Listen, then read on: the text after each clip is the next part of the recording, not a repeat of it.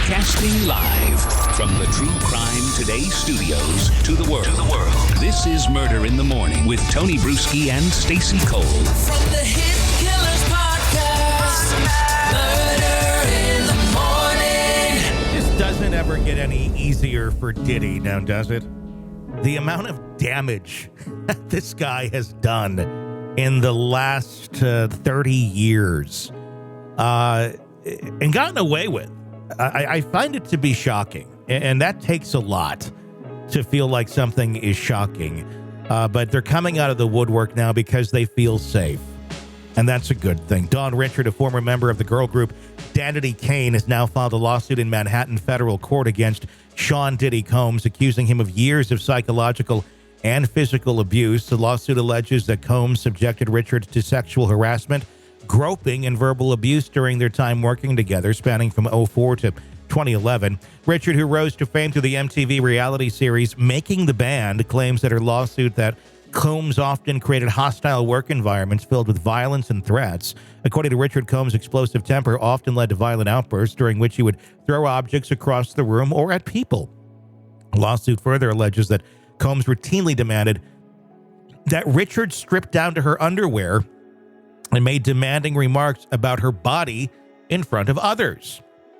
In addition to the personal abuse that she endured, Richard claims to have witnessed Combs physically assault his then-girlfriend Cassie Ventura on multiple occasions. Richard's lawsuits describe instances where Combs allegedly strangled, slapped, and choked Ventura, as everyone does at their workplace to their coworkers or lovers.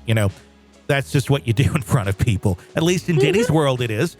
And even threw a hot pan of eggs at her.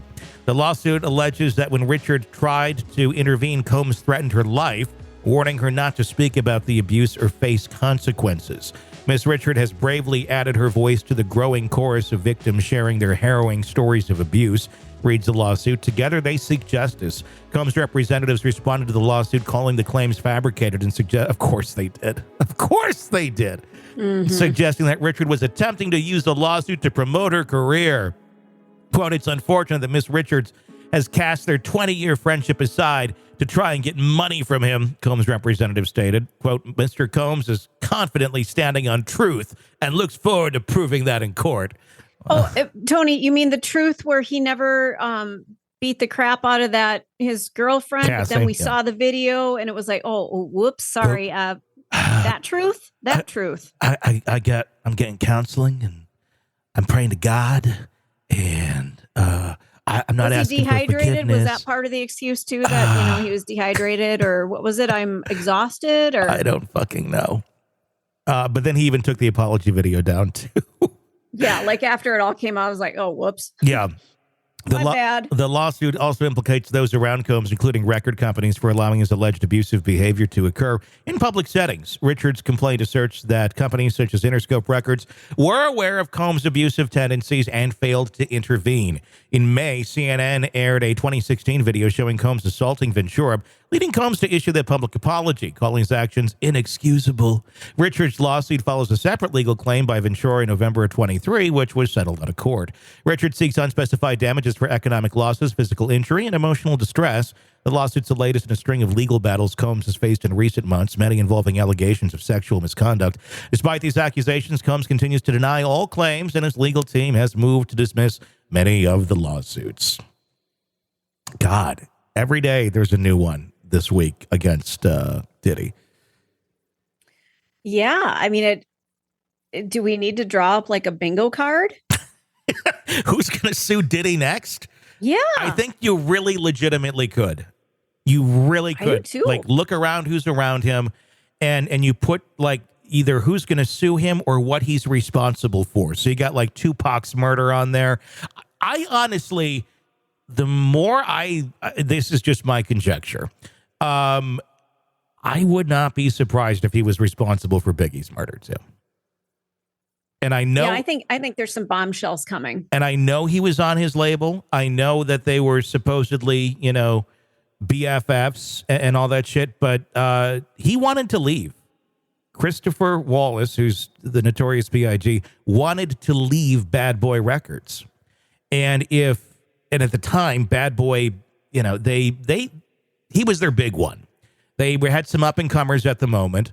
Nobody ever really, I guess, reached the level of what Biggie did, other than, Diddy had some hits. But then, you had your one-offs. You had Mace, you had 112, you had a couple others. But I truly think the narcissist that Sean Diddy Combs seems to be, it would not surprise me at all that if he couldn't have him, nobody could. And that's my thoughts. I would not be surprised if he offed Biggie in a way to protect his brand, but then to also have all of the recordings that he did have of him to posthumously release and to get a shitload of sympathy and attention and make him look like a fucking hero, because he did. He's on the fucking Grammys with Sting doing I'll Be Missing You, and everybody's crying and clapping and, oh my gosh, he's been through so much. Look how strong he is. Look how great he is. And it all fed into his ego, and we all ate that shit up. Mm-hmm. And looking at it now, I would not be fucking surprised. This man is a fucking maniac. And he was unchecked. And I think that's part of the problem. He had the money. People looked the other way.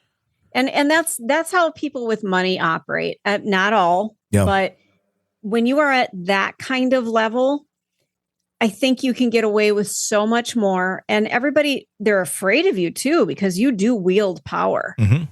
Absolutely. So as he started ratcheting up what he was trying to do and get away with, I think it just got worse and worse. Well, he had to be on like every fucking album of every artist he had. You always hear that dumbass in the backward. Take that. Yeah, I like this. Bad boy.